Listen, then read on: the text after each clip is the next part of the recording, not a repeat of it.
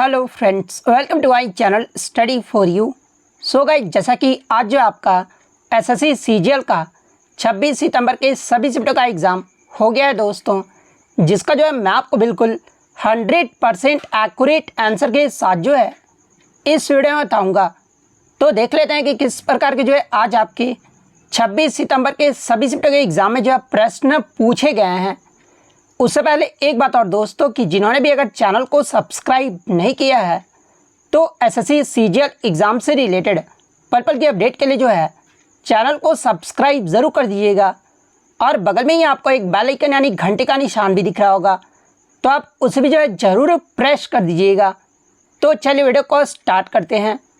तो आज का जो आपका पहला क्वेश्चन आया था कि पंडित रामनारायण का संबंध ये जो है किस वाद्य यंत्र से है। तो देखिए, पंडित रामनारायण का जो संबंध है ना, ये सारंगी वाद्य यंत्र से है। तो सारंगी आपका करेक्ट आंसर होगा। इसके अलावा मैं आपको बता दूं कि पंडित रामनारायण जी को जो है 2005 में भारत के दूसरे सर्वोच्च नागरिक सम्मान इन्हें जो है पद्म विभूषण से जो वो सम्मानित किया गया था। तो ये फैक्ट भी आपको ध्यान में रखना है। नेक्स्ट क्वेश्चन आपका यहाँ पर आता है कि नटाल भारतीय कांग्रेस की स्थापना महात्मा गांधी जी के द्वारा जो है ये कहाँ पर किया गया था। तो देखिए, मैं आपको बता दूं कि 1894 में महात्मा गांधी जी के द्वारा जो है दक्षिण अफ्रीका में नटाल भारतीय कांग्रेस की स्थापना जो है वो किया गया था। तो दक्षिण अफ्रीका आपका यहाँ पे करेक्ट आंसर होगा। इसके अलावा मैं आपको बता दूं कि गांधी जी का जो पहला जेल कार्यकाल है ना, ये आपका 1908 में जो है ये आपका दक्षिण अफ्रीका के जोहान्सबर्ग जो जेल है ना, यहाँ पर जो इनका कार्यकाल जो वो हुआ था। तो ये पॉइंट भी आप ध्यान में रखिएगा। इसके अलावा एग्जाम में एक प्रश्न यहाँ से पूछा जाता है कि एशियाई अध्यादेश के खिलाफ गांधी जी का जो पहला आंदोलन था वो कौन सा था। तो देखिए, एशियाई अध्यादेश के खिलाफ गांधी जी का जो पहला आंदोलन था ना, ये आपका सविनय अवज्ञा आंदोलन था। और ये जो आंदोलन है ना, ये 1906 में जो है गांधी जी के द्वारा दक्षिण अफ्रीका के ट्रांसवाल में जो है इसे शुरू किया गया था। तो ये फैक्ट भी आपको ध्यान में रखना है। नेक्स्ट आपका यहाँ पर आता है कि साल 2014 में जो आपका NYP यानी नेशनल यूथ पॉलिसी आया था ना, यानी राष्ट्रीय युवा नीति आया था, इसके मुताबिक जो है युवाओं की परिभाषा ये जो है कितने वर्ष की उम्र के लोगों के लिए जो है वो किया गया है। तो देखिए, मैं आपको बता दूं कि फरवरी 2014 में आपका राष्ट्रीय युवा नीति आया था और इसके मुताबिक जो है युवाओं की जो परिभाषा है ना, ये 15 से 29 साल की उम्र के लोगों के लिए जो वो किया गया है। तो 15 से 29 वर्ष आपका यहाँ पे करेक्ट आंसर होगा। नेक्स्ट क्वेश्चन आपका यहाँ पर आया था कि प्रभाकर वर्धन ने जो है उत्तरी पंजाब में किसके खिलाफ जो वो लड़ाई लड़ी थी। तो देखिए, अगर प्रभाकर वर्धन की बात कर ले तो ये जो आपका पुष्यवृत्ति वंश, जिसे वर्धन वंश के नाम से भी जाना जाता है, और इसके जो है ये पहले शासक थे और इन्होंने अपनी जो राजधानी है ना, ये थानेश्वर को जो अपनी राजधानी जो वो बनाया था। और ऐसा माना जाता है कि प्रभाकर वर्धन ने उत्तरी पंजाब में जो है हूनों के खिलाफ जो वो लड़ाई लड़ी थी। इसके अलावा मैं आपको बता दूं कि उन्होंने जो है सिंध, गंधार, लता और मालवा, जो कि आपका वर्तमान पाकिस्तान और गुजरात के क्षेत्र में आता है, इन राजाओं के खिलाफ भी जो है इन्होंने जो वो लड़ाई जो वो लड़ी थी। तो आपका जो है उत्तरी पंजाब के बारे में पूछा गया था। तो हुन जो आपका यहाँ पे करेक्ट आंसर होगा। नेक्स्ट क्वेश्चन आपका आ रहा था कि in which article the function of the union public service commission are described, यानी संघ लोक सेवा आयोग के कार्यों का जो वर्णन है ना, ये किस अनुच्छेद में जो वो किया गया है। तो देखिए, मैं आपको बता दूं कि भारत के संविधान के अनुच्छेद 320 में जो है यूपीएससी यानी संघ लोक सेवा आयोग के कार्यों का वर्णन जो है वो किया गया है। तो अनुच्छेद 320 आपका करेक्ट आंसर होगा। इसके अलावा बात कर ले यूपीएससी का जो प्रावधान है ये किस भाग और कहां से कहां तक अनुच्छेद तक है। तो देखिए, यूपीएससी का जो प्रावधान है ना, ये आपके भाग 14 में और अनुच्छेद 315 से लेकर जो है 323 के अंतर्गत जो है संघ लोक सेवा आयोग से जुड़े जो है कई प्रावधान जो है इसमें जो है वो वर्णन किया गया है। तो ये पॉइंट भी आप ध्यान में रखिएगा। इसके अलावा अगर बात कर ले संघ लोक सेवा आयोग के वर्तमान में अध्यक्ष कौन है, तो देखिए 1 अगस्त 2024 से जो है ये आपका जो प्रीति सूदन है ना, ये आपके यूपीएससी के जो वो वर्तमान अध्यक्ष हैं। और इनसे पहले जो आपके यूपीएससी के अध्यक्ष कौन थे, तो ये जो आपके डॉक्टर मनोज सोनी थे। और डॉक्टर मनोज सोनी यूपीएससी के अध्यक्ष कब बने थे, तो ये आपके 5 अप्रैल 2022 को जो ये अध्यक्ष जो वो बने थे। तो ये पॉइंट भी आप ध्यान में रखिएगा। इसके अलावा बात कर ले यूपीएससी की स्थापना ये जो है कब हुआ था, तो देखिए इसकी जो स्थापना है ना, ये आपका 1 अक्टूबर 1926 को हुआ था। और इसका हेडक्वार्टर कहाँ पर स्थित है, तो ये आपका न्यू दिल्ली में स्थित है। तो ये फैक्ट भी आप ध्यान में रखिएगा। और देखिए कुछ बच्चों ने बताया कि आर्टिकल 320 से नहीं 324 से जो है वो पूछा गया था। तो देखिए आर्टिकल 320 के बारे में मैंने आपको बता दिया है। अब आर्टिकल 324 को जो वो देख लेते हैं। तो देखिए आर्टिकल 324 यानी अनुच्छेद 324 में आपका बताया गया है कि चुनाव आयोग के जो है सभी संसदों, प्रत्येक राज्य के विधानमंडल के चुनाव और संविधान के तहत आयोजित राष्ट्रपति और उपराष्ट्रपति के पदों के लिए जो चुनाव करने की जो शक्ति है ना, ये आपका चुनाव आयोग को जो वो दिया गया है और ये आपका अनुच्छेद 324 के तहत जो वो दिया गया है। इसके अलावा मैं आपको बता दूं कि इसी अनुच्छेद के तहत जो है चुनाव आयोग में चुनाव का अधीक्षण, निर्देशन, नियंत्रण जो है ये आपका निहित है। तो अगर अनुच्छेद 324 पूछा गया था तो वो भी मैंने आपको जो है इसमें जो वो बता दिया है। नेक्स्ट क्वेश्चन आपका यहाँ पर आया था कि भारत के किन भागों में जो है मौसमी हवा लू जो है वो चलता है। तो देखिए लू की बात कर ले तो देखिए लू जो है आपका एक तेज गर्म और शुष्क हवा है जो कि आपका उत्तर और उत्तर पश्चिम भारत में जो है ये आपका दिन के समय जो है वो चलता है और ये ज़्यादातर जो है ये आपका राजस्थान राज्य में जो है ये आपका लू जो है वो चलता है। तो ऑप्शन में आपका राजस्थान दिया गया होगा, तो राजस्थान आपका यहाँ पे करेक्ट आंसर होगा।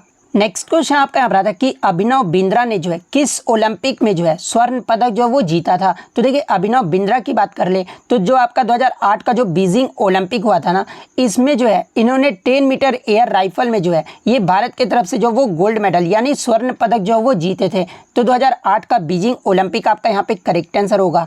इसके अलावा मैं आपको बता दूं कि अभिनव बिंद्रा जो है ओलंपिक खेलों में भारत की तरफ से व्यक्तिगत स्वर्ण पदक जीतने वाले जो है ये पहले भारतीय भी जो वो बने थे। तो ये एग्जाम में आप ध्यान में रखिएगा कि अगर पूछा जाए कि व्यक्तिगत स्वर्ण पदक जीतने वाले पहले भारतीय कौन थे तो ये आपके अभिनव बिंद्रा थे। और अभिनव बिंद्रा का संबंध ये जो आपका किससे है तो ये आपका शूटिंग यानी निशानेबाजी खेल से है। तो ये फैक्ट भी आप ध्यान में रखिएगा। नेक्स्ट क्वेश्चन आपका यहाँ पर आता है कि नीति आयोग के जो है वर्तमान में सीईओ यानी चीफ एग्जीक्यूटिव ऑफिसर कौन है। तो देखिए वर्तमान में नीति आयोग के जो सीईओ यानी आपके जो मुख्य कार्यकारी अधिकारी है ना, ये आपके वी.आर. सुब्रमण्यम है। तो वी.आर. सुब्रमण्यम आपका यहाँ पे करेक्ट आंसर होगा। और देखिए नीति आयोग के अध्यक्ष कौन होते हैं तो ये आपके भारत के प्राइम मिनिस्टर यानी प्रधानमंत्री होते हैं। तो ये फैक्ट भी आप ध्यान में रखिएगा। और देखिए आप कमेंट करके जवाब दीजिएगा कि वर्तमान में नीति आयोग के जो है उपाध्यक्ष कौन है। ये जो आप कमेंट करके जो वो जरूर जवाब दीजिएगा।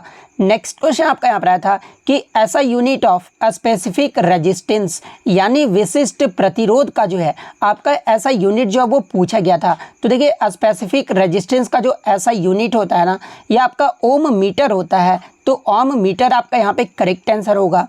नेक्स्ट आपका यहाँ पर आया था कि यक्षगान किस राज्य का जो है एक लोक नृत्य है। तो देखिए यक्षगान की बात कर ले तो ये जो आपका कर्नाटक राज्य का जो है एक लोक नृत्य है। तो कर्नाटक आपका करेक्ट आंसर होगा। नेक्स्ट आपका यहाँ पर आया था कि अनुसूचित जाति, अनुसूचित जनजाति और अन्य कमजोर वर्गों के शैक्षिक और अधिकार हितों का बढ़ावा जो है ये किस अनुच्छेद के तहत जो वो दिया जाता है। तो देखिए अनुच्छेद 46 के तहत जो है अनुसूचित जाति, अनुसूचित जनजाति और अन्य कमजोर वर्गों के शैक्षिक और आर्थिक हितों को जो ये बढ़ावा जो है वो दिया जाता है। तो अनुच्छेद 46 आपका यहाँ पे करेक्ट आंसर होगा। नेक्स्ट आपका यहाँ पर आता है कि 8वीं और 10वीं शताब्दी तक उत्तरी भारत में त्रिपक्षीय संघर्ष में भाग लेने वाले जो है ये कौन थे। तो देखिए जो आपका त्रिपक्षीय संघर्ष हुआ था ना, इसमें आपके पाल वंश, प्रतिहार वंश और राष्ट्रकूट वंश जो है वो भाग लिए थे। तो पाल, प्रतिहार और राष्ट्रकूट आपका यहाँ पे करेक्ट आंसर होगा। नेक्स्ट क्वेश्चन आपका यहाँ पर था कि सुबनसिरी नदी जो है ना ये किसकी सहायक नदी है। तो देखिए ये जो आपका सुबनसिरी नदी है ना, ये ब्रह्मपुत्र नदी की जो वो ट्रिब्यूटरी नदी है। तो ब्रह्मपुत्र नदी आपका यहाँ पे करेक्ट आंसर होगा। नेक्स्ट आपका यहाँ पर आया था कि निम्नलिखित में से किसके द्वारा जो है आपका ई गोपाल एप्लीकेशन को जो वो विकसित किया गया है, जो कि आपका अगस्त 2021 में जो है डेयरी किसानों की सहायता के लिए जो है इसे जो वो लॉन्च किया गया था। तो देखिए मैं आपको बता दूं कि ई गोपाला एप्लीकेशन को जो है ये आपका 29 अगस्त 2021 को जो है डेयरी किसानों की सहायता के लिए जो वो लॉन्च किया गया था। और इस एप्लीकेशन को जो इस एप्लीकेशन को जो आपका विकसित है ना, ये आपका NDDB यानी राष्ट्रीय डेयरी विकास बोर्ड के द्वारा जो है इसे विकसित किया गया था। तो राष्ट्रीय डेयरी विकास बोर्ड आपका करेक्ट आंसर होगा। नेक्स्ट क्वेश्चन आपका यहाँ पर आया था कि चमड़ा श्रमिकों की सामाजिक स्थिति में सुधार के लिए जो है मध्य भारत में सतनामी आंदोलन जो है ये किसने शुरू किया था। तो देखिए सतनामी आंदोलन जो है ना ये आपके गुरु घासीदास के द्वारा जो वो शुरू किया गया था। तो गुरु घासीदास आपका यहाँ पे करेक्ट आंसर होगा। नेक्स्ट क्वेश्चन आपका यहाँ पर आया था कि विशु जो है निम्नलिखित में से किस राज्य का जो है एक प्रसिद्ध त्यौहार है? तो देखिए विशु की बात कर ले तो ये जो आपका केरल के लोगों के लिए जो है ये आपका नए वर्ष की शुरुआत का जो वो प्रतीक है, और ये जो आपका केरल राज्य में जो है इस त्यौहार को जो वो मनाया जाता है, तो केरल आपका यहाँ पे करेक्ट आंसर होगा। नेक्स्ट आपका यहाँ पर आता है कि मिट्टी के घड़े में पानी किस प्रक्रिया के कारण जो है ये आपका ठंडा रहता है? तो देखिए मिट्टी के घड़े में पानी जो है ये आपका वाष्पीकरण के कारण जो है ये आपका ठंडा रहता है। और वाष्पीकरण होता क्या है? तो देखिए कमरे के टेम्परेचर पर किसी तरल के वाष्प में बदलने की प्रक्रिया को ही जो है ये आपका वाष्पीकरण जो है वो कहा जाता है। तो वाष्पीकरण आपका यहाँ पे करेक्ट आंसर होगा। नेक्स्ट क्वेश्चन आपका यहाँ पर था कि अमृत धरोहर जो स्कीम है ना ये आपका किससे संबंधित है? जहाँ पे ऑप्शन में आपका टू प्रोटेक्ट एंशियंट मॉन्यूमेंट्स दिया गया था। सेकंड ऑप्शन आपका to protect local community and preserve local wetland ecology जो वो दिया गया था। तो देखिए ये जो आपका अमृत धरोहर जो स्कीम है ना इसका जो उद्देश्य था ये आपका स्थानीय समुदायों की सुरक्षा और स्थानीय आर्द्रभूमि पारिस्थितिकी का जो है ये संरक्षण करना था। तो ऑप्शन बी जिन्होंने भी लगाया ना उनका यहाँ पे करेक्ट आंसर होगा। नेक्स्ट क्वेश्चन आपका यहाँ पर आता है कि the first national game where organized in, हालांकि क्वेश्चन आपका इस प्रकार से पूछा गया था कि जो आपका पहला जो भारतीय ओलंपिक खेल है ना ये कब और कहाँ आयोजित किया गया था? तो देखिए मैं आपको बता दूं कि 1924 के ओलंपिक खेलों में भाग लेने के लिए जो है भारत के एथलीटों का चयन करने के लिए जो है लाहौर में पहला भारतीय ओलंपिक खेल जो है ये आपका 1924 में जो वो आयोजित किया गया था। तो 1924 का लाहौर आपका यहाँ पे करेक्ट आंसर होगा। और देखिए इस खेलों का जो आयोजन है ना ये आपके भारतीय ओलंपिक संघ यानी आईओ के द्वारा जो इसका जो आपका आयोजन है वो किया गया था। और पहले इसका नाम जो आपका ओलंपिक गेम था, लेकिन मैं आपको बता दूं कि वर्ष 1940 में जो आपका 9वां जो संस्करण हुआ था ना इस ओलंपिक गेम का, इसका नाम बदलकर जो है ये आपका राष्ट्रीय खेल जो वो कर दिया गया था। और 1940 का जो आपका राष्ट्रीय खेल है ये कहाँ पर आयोजित किया गया था? तो ये आपका बॉम्बे में आयोजित किया गया था। तो ये फैक्ट भी आपको ध्यान में रखना है। नेक्स्ट क्वेश्चन आपका यह था कि चंदेरी का युद्ध ये जो है किसके मध्य जो है वो लड़ा गया था? तो देखिए चंदेरी का जो युद्ध है ना ये आपका 29 जनवरी 1528 को जो है ये आपका मुगल सम्राट बाबर और राजपूत शासक मेदिनी राय के मध्य जो है ये आपका युद्ध लड़ा गया था। और इस युद्ध में जो है बाबर ने मेदिनी राय को जो वो हरा दिया था। तो पूछा गया था कि किसके बीच जो ये आपका लड़ा गया था? तो ये आपका बाबर और मेदिनी राय के मध्य जो वो लड़ा गया था। तो बाबर और मेदिनी राय आपका यहाँ पे करेक्ट आंसर होगा।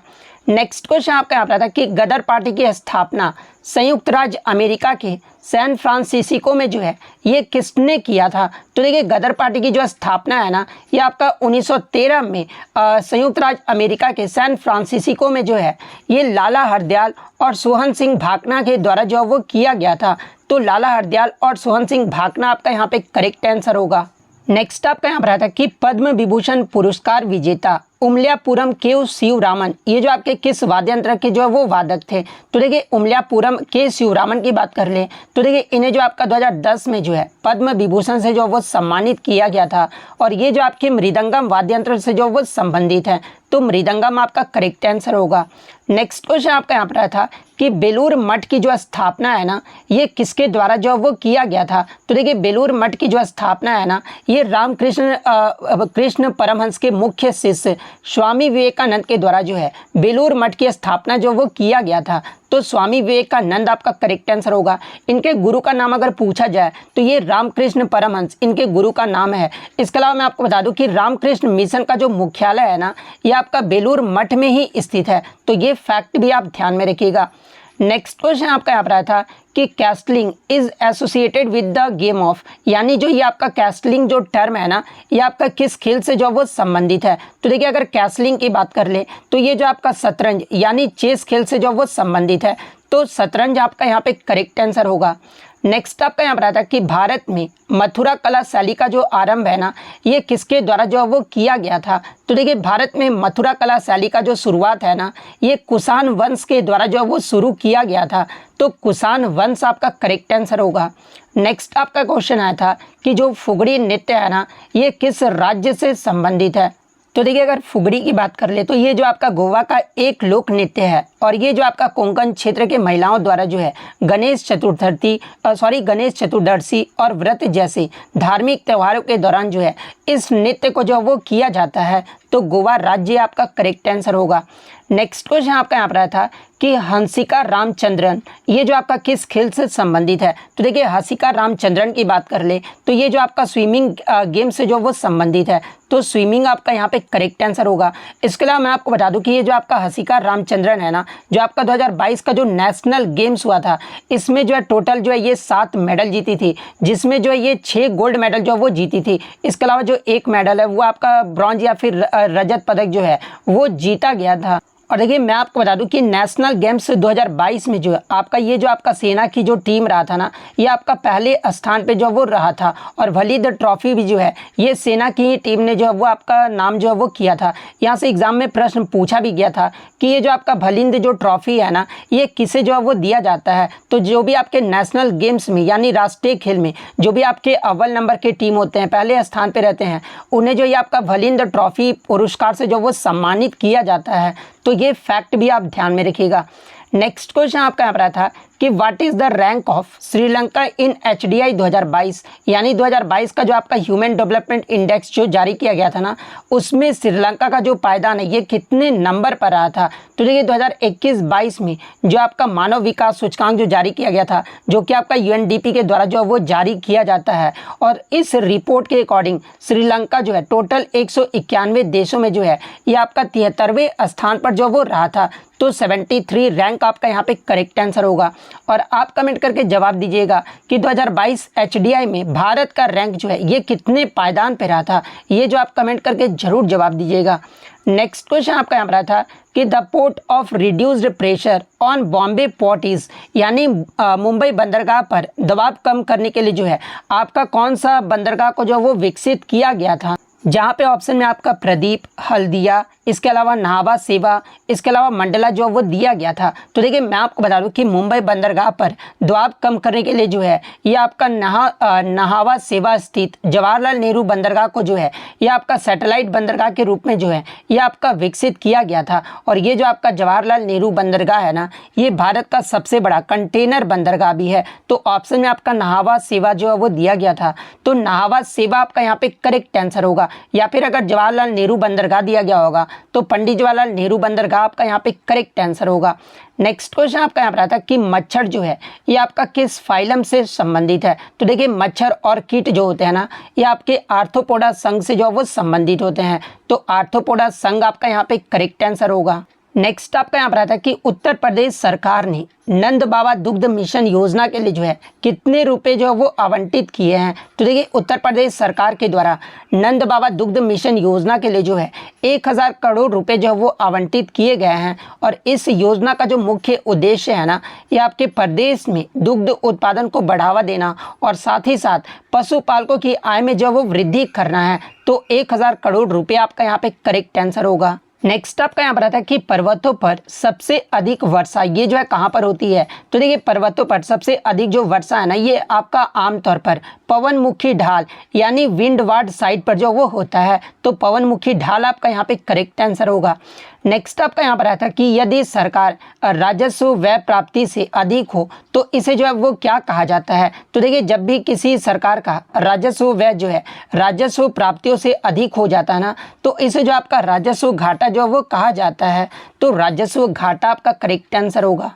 नेक्स्ट आपका यहाँ पर आता है कि from which country the Indian constitution borrowed the provision of power of judicial review and independence of the judiciary, यानी अगर हिंदी में बात करें तो देखिए भारतीय संविधान ने न्यायिक समीक्षा की शक्ति और न्यायपालिका की स्वतंत्रता का जो प्रावधान है ना, ये किस देश से लिया है। तो देखिए न्यायिक समीक्षा की शक्ति और न्यायपालिका की स्वतंत्रता का जो प्रावधान है ना, ये आपका संयुक्त राज्य अमेरिका यानी USA के संविधान से जो वो लिया गया है। तो USA आपका यहाँ पे करेक्ट आंसर होगा। इसके अलावा अमेरिकी संविधान से लिए गए अन्य प्रावधान की बात कर ले तो देखिए मौलिक अधिकार, न्यायपालिका की स्वतंत्रता, न्यायिक समीक्षा, राष्ट्रपति का महाभियोग, सर्वोच्च न्यायालय और उच्च न्यायालय के न्यायाधीशों को हटाना और उपाध्यक्ष के पद के बारे में, ये सारे जो प्रावधान है ना, ये आपके अमेरिका संविधान से लिए गए हैं।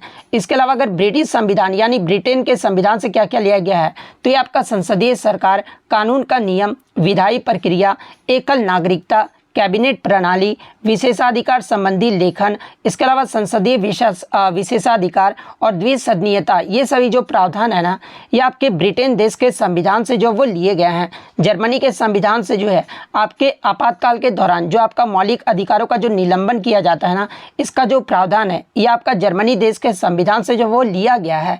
तो ये फैक्ट भी आप ध्यान में रखिएगा।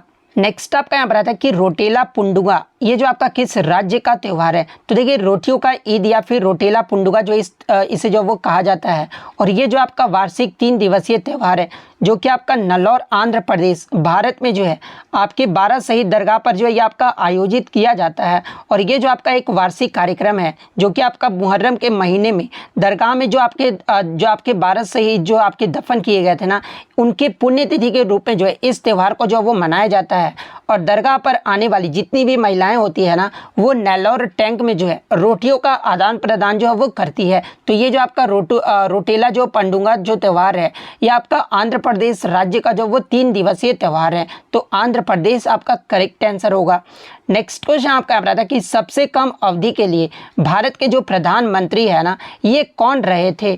तो देखिए अगर सबसे कम समय तक देश के प्रधानमंत्री की बात किया जाए तो देखिए गुलजारी लाल नंदा जो है ना, ये आपके सबसे कम जो है ये आपके भारत के प्रधानमंत्री के पद पर जो वो रहे थे। और ये जो आपके जब पंडित जवाहरलाल नेहरू की जो मृत्यु हुई थी ना, उसके बाद 27 मई 1964 से लेकर जो है ये आपका 9 जून 1964 तक जो है ये आपके भारत के जो वो प्रधानमंत्री रहे थे। और ये जो आपके मात्र 13 दिनों तक जो ही है इस पद पर जो वो आपके आसीन रहे थे। तो सबसे कम अवधि के लिए जो आपके भारत के प्रधानमंत्री रहे थे ये आपके गुलजारी लाल नंदा रहे थे। तो गुलजारी लाल नंदा आपका यहाँ पे करेक्ट आंसर होगा। अब बहुत सारे बच्चे ये बोलेंगे कि सर ये कार्यवाहक प्रधानमंत्री थे।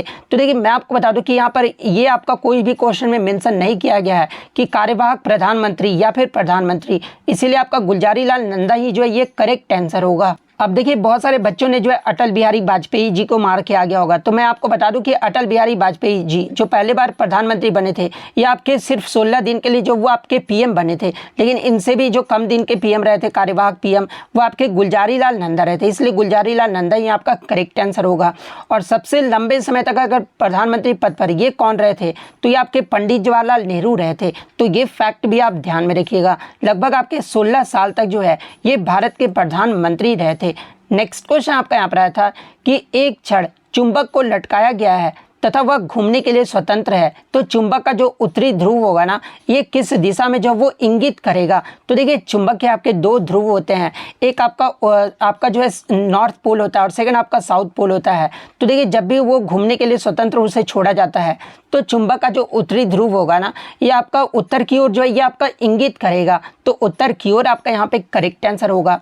नेक्स्ट क्वेश्चन आपका यहाँ पर था कि राजकोषीय घाटा का जो है परिभाषा जो है वो पूछा गया था। तो देखिए अगर राजकोषीय घाटा की बात कर ले तो देखिए राजकोषीय घाटा वह राशि होता है जिससे सरकार का कुल व्यय जो है उसकी कुल प्राप्तियों यानी उधार को छोड़कर जो है इससे जो वो अधिक होता है। दूसरों शब्दों में अगर बात करें तो देखिए राजकोषीय घाटा तब होता है जब सरकार की व्यय जो है किसी वित्तीय वर्ष में अर्जित राजस्व से जो वो अधिक होता है, और सरकारी घाटा उस राशि को ही जो है वो आपका संदर्भित करता है जिसे आपका सरकारी व्यय जो है उससे राजस्व व्यय से जो वो अधिक होता है। इसे ही जो आपका राजकोषीय घाटा जो है वो कहा जाता है।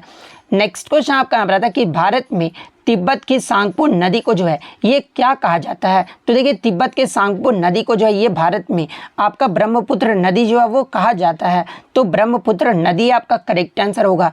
इसके अलावा मैं आपको बता दूं कि तिब्बत में ब्रह्मपुत्र को जो है ये आपका सांगपो के नाम से जो वो जाना जाता है। बांग्लादेश में ब्रह्मपुत्र नदी को जो है ये आपका जमुना के नाम से जाना जाता है। और ब्रह्मपुत्र की अगर प्रमुख सहायक नदियों की बात कर ले तो देखिए सुबनसिरी, इसके अलावा कामेंग, मानस, लोहित, तीस्ता और संकोच, ये सभी जो नदियां हैं ना ये आपके ब्रह्मपुत्र की जो वो सहायक नदियां हैं। तो ये फैक्ट भी आप ध्यान में रखिएगा। नेक्स्ट क्वेश्चन आपका एक मैच द फॉलोइंग से आया था जहां पर ईस्ट, ग्लूकोज, इसके अलावा ग्लाइकोलाइसिस और पायरुविक एसिड जो वो दिया गया था। तो देखिए ईस्ट यानी ईस्ट का जो प्रयोग है ये किसमें किया जाता है? तो यूज्ड फॉर फर्मेंटेशन यानी किण्वन के लिए जो आपका किसका उपयोग किया जाता है? तो देखिए फर्मेंटेशन यानी किण्वन के लिए जो है ये आपका ईस्ट और बैक्टीरिया का जो है प्रयोग किया जाता है। तो ईस्ट वाले में यूज्ड फॉर फर्मेंटेशन ये जो आपका सही मैचिंग होगा। ग्लूकोज की बात कर ले तो ये जो आपका आपका बेस्ट सोर्स ऑफ एनर्जी होता है, यानी आपका ऊर्जा का जो सबसे अच्छा स्रोत जो माना जाता है ये आपको ग्लूकोज को ही जो है वो माना जाता है। तो ग्लूकोज वाले में ये आपका जो वो सही मैचिंग होगा। ग्लाइकोलाइसिस की बात कर ले तो देखिए ये जो आपका ग्लाइकोलाइसिस होता है ना, ये आपके ग्लूकोज को जो है पायरूवेट में जो ये आपका कन्वर्ट करता है। तो ये वाला ग्लाइकोलाइसिस में ये आपका सही मैचिंग होगा। पायरुविक एसिड की बात कर ले तो देखिए पायरुविक एसिड जो है ये आपके प्रोडक्ट ऑफ ग्लाइकोलाइसिस, यानी प्रोडक्ट जो है ये ग्लाइकोलाइसिस का प्रोडक्ट जो है ये बनाता है। तो इस प्रकार से जिन्होंने भी मैच किया होगा उनका यहाँ पे करेक्ट आंसर होगा।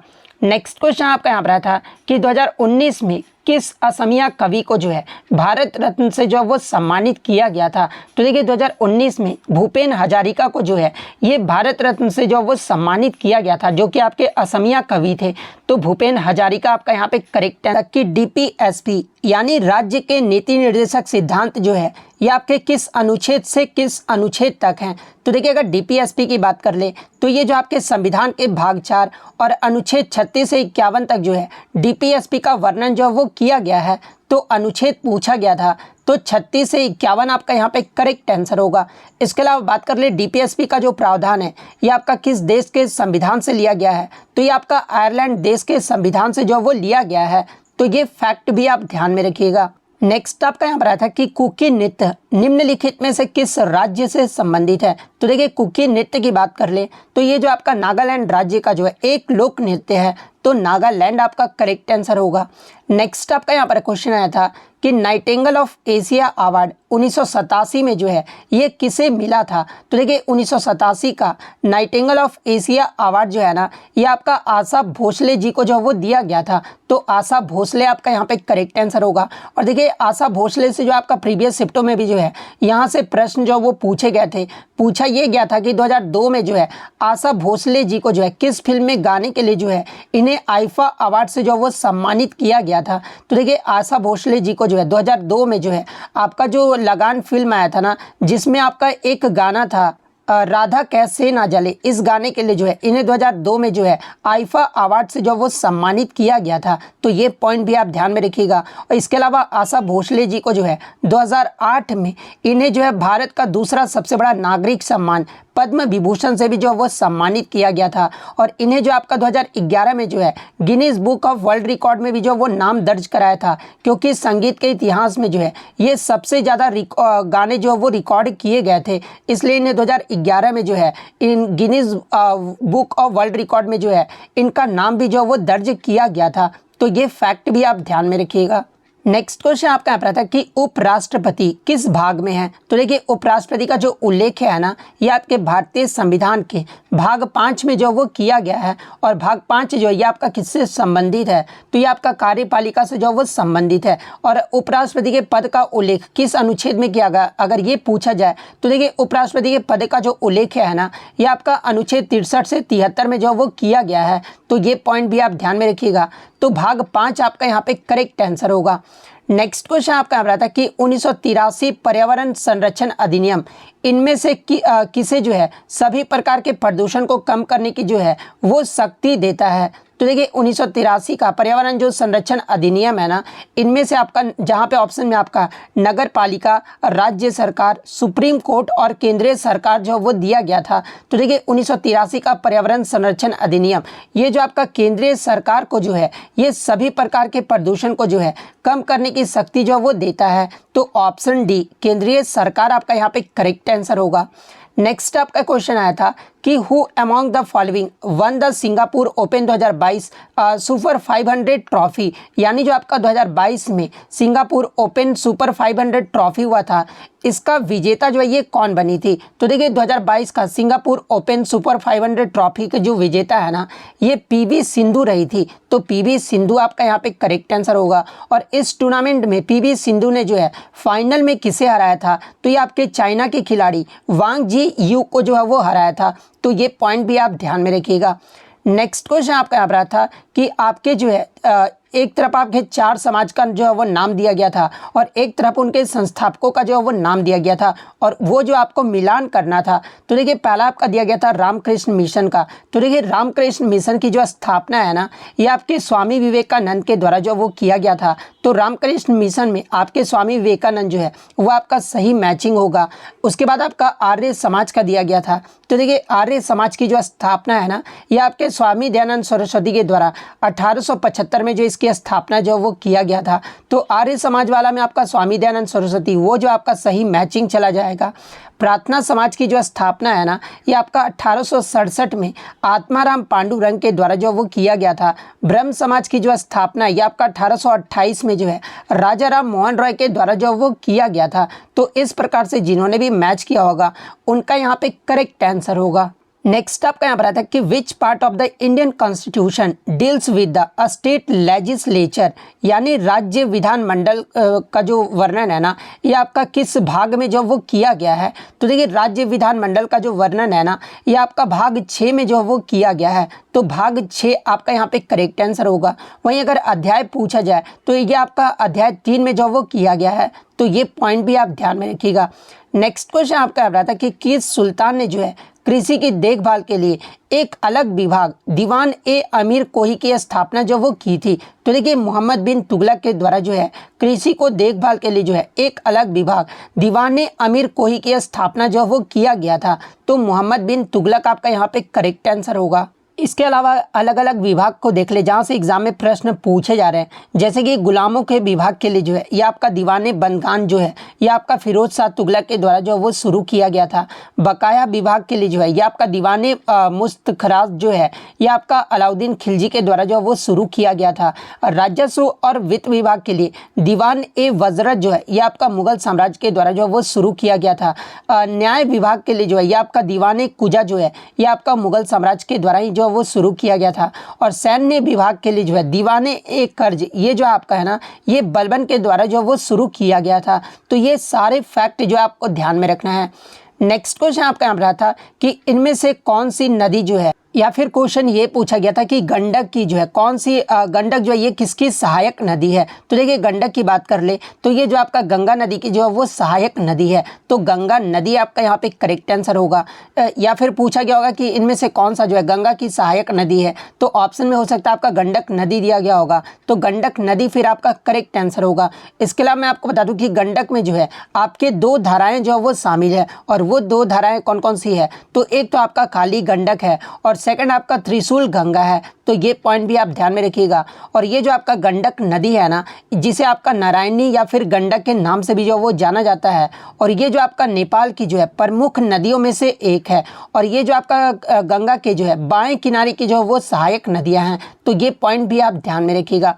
नेक्स्ट आपका क्वेश्चन आया था कि how many rice crops Bengal state in a year, यानी पश्चिम बंगाल में जो है एक वर्ष में कितने बार धान की फसल जो वो उगाई जाती है। तो देखिए पश्चिम बंगाल राज्य में जो है एक वर्ष में 3 बार जो है आपके धान की फसल जो वो उगाई जाती है। और वो 3 बार कब कब, तो देखिए एक तो आपका आउस, यानी ये फसल जो है आपके मानसून के दौरान जो वो बोई जाती है और नवंबर और दिसंबर में जो इसे काटा जाता है। सेकंड आपका अमान है, ये फसल जो आपका जून जुलाई में बोया जाता है और नवंबर दिसंबर महीने में जो इसे काटा जाता है। थर्ड आपका बोरो है, जो कि आपका सर्दियों में इस फसल को जो वो बोया जाता है और अप्रैल और मई के महीने में जो है इसे जो वो काट लिया जाता है। तो ये पॉइंट भी आप ध्यान में रखिएगा। नेक्स्ट क्वेश्चन आपका रहा था कि मौसमी बेरोजगारी, यानी जो आपका सीजनल अनएम्प्लॉयमेंट है ना, ये किस क्षेत्र में जो वो देखा जाता है। तो देखिए मौसमी बेरोजगारी की बात कर ले तो ये जो आपका कृषि क्षेत्र में जो वो पाया जाता है। तो एग्रीकल्चर यानी कृषि क्षेत्र आपका यहाँ पे करेक्ट आंसर होगा।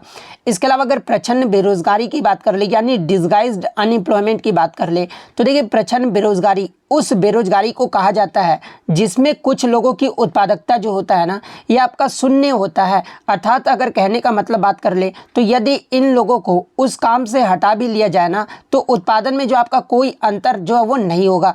एग्जाम्पल के अगर तौर पे मैं बात कर लूँ तो देखिए, यदि किसी फैक्ट्री में 100 जूते का निर्माण किया जाता है और 10 लोग जो है इसका निर्माण कर रहे हैं, यदि इसमें से 3 लोग को अगर बाहर निकाल दिया जाए ना तो 100 जूते का तो निर्माण जो आपका हो ही जाएगा, लेकिन जो आपके 3 जो लोग हटाए गए हैं ना वो आपके प्रच्छन्न रूप से जो है ये आपके बेरोजगार जो वो कहलाएंगे। तो इस प्रकार के बेरोजगारी को जो है ना ये आपका डिसगाइज्ड अनएम्प्लॉयमेंट यानी प्रच्छन्न बेरोजगारी जो है वो कहा जाता है। इसके अलावा अगर संरचनात्मक बेरोजगारी यानी स्ट्रक्चरल अनएम्प्लॉयमेंट की बात कर ले तो देखिए, संरचनात्मक बेरोजगारी तब प्रकट होता है जब बाजार में जो है दीर्घकालिक स्थितियों में बदलाव आता है।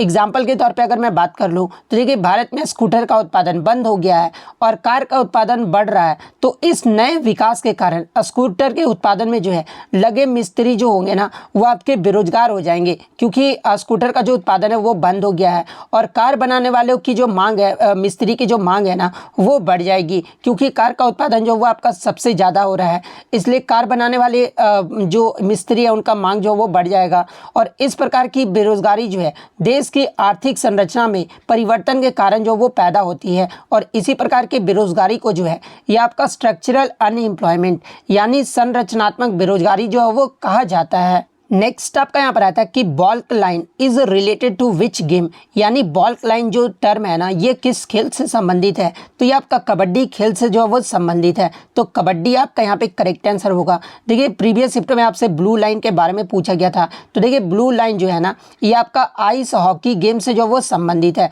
तो ये फैक्ट भी आप ध्यान में रखिएगा।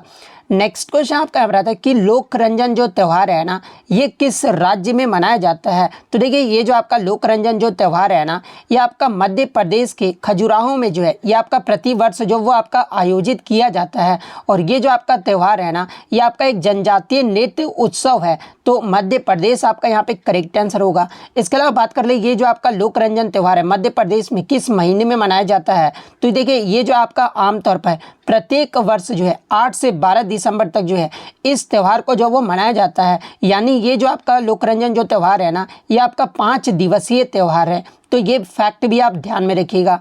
नेक्स्ट आपका यहाँ पर क्वेश्चन आया था कि मैमल्स एंड बर्ड्स सिमिलैरिटीज़, यानी मैमल्स और बर्ड्स में जो है आपको समानता जो वो बताना था। तो देखिए एक ऑप्शन में आपका वार्म ब्लडेड जो है वो दिया गया था। तो देखिए मैमल्स और बर्ड्स जो होते हैं ना ये आपके वार्म ब्लड यानी गर्म रक्त वाले जो है वो जो आपके मैमल्स और बर्ड्स होते हैं। तो वार्म ब्लडेड आपका यहाँ पे करेक्ट आंसर होगा। नेक्स्ट आपका यहाँ पर आता है कि पल्लवों को हराकर किसने जो है वातापी यानी जिसका वर्तमान में नाम आपका बादामी है इसकी जो सत्ता है ना वो हासिल किया था। तो देखिए पल्लवों को हराकर जो वातापी का सत्ता है ना ये चालुक्य वंश ने जो वो हासिल किया था और चालुक्य वंश ने जो है चालुक्य वंश के किस राजा ने जो है पल्लवों के राजा को हराया था। तो देखिए चालुक्य वंश के जो आपके राजा थे ना पुलकेशिन आपके प्रथम पुलकेशिन द्वितीय ने जो है ये आपके महेंद्र वर्मन प्रथम को जो कि आपके पल्लव राजा थे इनको हराकर जो है ये आपके वातापी के जो वो शासक बने थे। तो ये फैक्ट भी आप ध्यान में रखिएगा। नेक्स्ट क्वेश्चन आपका यहाँ पर था कि पर्पस ऑफ एग्रीकल्चर सब्सिडी यानी कृषि सब्सिडी का जो है उद्देश्य जो वो पूछा गया था। तो देखिए एक ऑप्शन आपका दिया गया था कि to use advanced technology in agriculture, तो यही वाला ऑप्शन आपका यहाँ पे करेक्ट आंसर होगा, क्योंकि कृषि सब्सिडी जो है ये किसानों को नई तकनीक अपनाने के लिए जो है वो प्रोत्साहित करती है और कृषि सब्सिडी जो है कृषि व्यवसायों को आय देने में जो है मदद करता है और कृषि वस्तुओं की आपूर्ति का प्रबंधन भी जो वो करता है और कृषि प्रौद्योगिकी का इस्तेमाल करके जो है किसान बेहतर जो वो उत्पादन कर सकते हैं और साथ ही साथ इसमें लागत भी जो है वो कम कर सकते हैं। तो ये जो आपका कृषि सब्सिडी का जो वो उद्देश्य है तो इसमें से आपका ये ऑप्शन में दिया गया था, तो ये वाला आपका यहाँ पे करेक्ट आंसर होगा। नेक्स्ट क्वेश्चन आपका यहाँ पर था कि एक जो आपको केमिकल इक्वेशन दिया गया था और उसको जो आपको बैलेंस जो है वो करना था। तो एक आपका जो था वो आपका इथेनॉल था। तो देखिए C2H5OH प्लस O2 होगा, फिर आपका जो प्रोडक्ट बनेगा वो आपका CO2 बनेगा, फिर आपका जो प्रोडक्ट बनेगा वो आपका H2O बनेगा। तो ये जो आपका पूरा इक्वेशन हो जाता है और इसमें जो आपका बैलेंस करने के लिए ना इधर आपको 3 जो है वो मल्टीप्लाई करना होगा और इधर आपको कार्बन में 2 और आपका वाटर में जो वो 3 मल्टीप्लाई करना होगा, यानी 3 = 6। यहाँ पर आपका जिस ऑप्शन में दिया गया होगा ना वो आपका यहाँ पे करेक्ट आंसर होगा। इसके अलावा बात कर रही ये जो आपका किस प्रकार का जो है रिएक्शन है, तो ये जो आपका कंबशन रिएक्शन या फिर आपका डबल डिस्प्लेसमेंट रिएक्शन का जो वो उदाहरण है, तो ये पॉइंट भी आप ध्यान में रखिएगा। नेक्स्ट क्वेश्चन आपका यहाँ रहा था कि अरविंद पारिख निम्नलिखित में से किस संगीत वाद्यंत्र से जो वो संबंधित है। तो देखिए, अगर अरविंद पारिख की बात कर ले तो ये आपके सितार वाद्यंत्र से जो वो संबंधित है, तो सितार आपका यहाँ पे करेक्ट आंसर होगा। तो इतने क्वेश्चन जो है आज मुझे बच्चों के द्वारा मिले हैं, जो कि 100% रियल और ऑथेंटिक है। तो अगर वीडियो अच्छी लगी हो तो वीडियो को जो है लाइक ज़रूर कर दीजिएगा, और इसी तरह रियल एनालिसिस पाने के लिए जो है चैनल को सब्सक्राइब ज़रूर कर दीजिएगा। तो मिलते हैं नेक्स्ट वीडियो, तब तक thank you, all the best.